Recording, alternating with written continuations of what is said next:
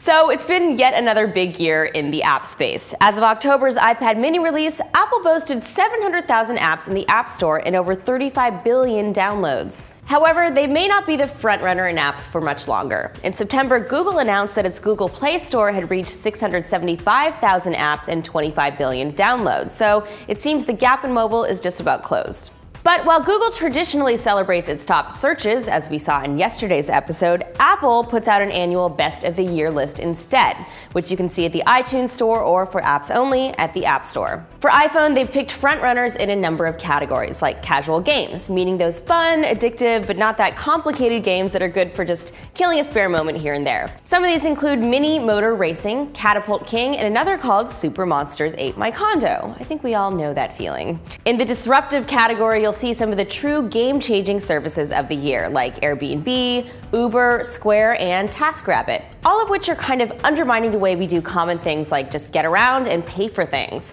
Another cool one this year was Paper Karma, which lets you stop annoying paper mail like catalogs and credit card offers without having to deal with the sender directly. You just snap a pic of the mail and Paper Karma will contact them for you. Other sections include groundbreaking new games, photo and video, fun runners, intuitive productivity apps, free games, and social discovery apps. Number one in this category is Scott Bromley's favorite app of all time, Pinterest.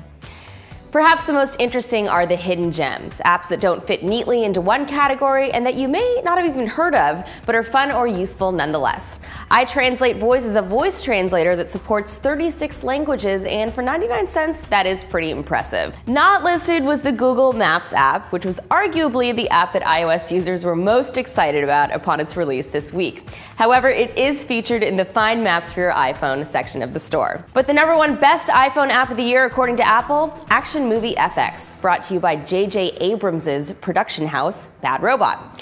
Optimized for iPhone and iPad, the app lets you shoot scenes and then apply different styles of action movie special effects, and of course, share with your friends. A cool app for sure, but some took issue with the selection. Meanwhile, the winner in the iPad category was Paper, which is a lovely app for sketching, note-taking, and illustrations that is also free.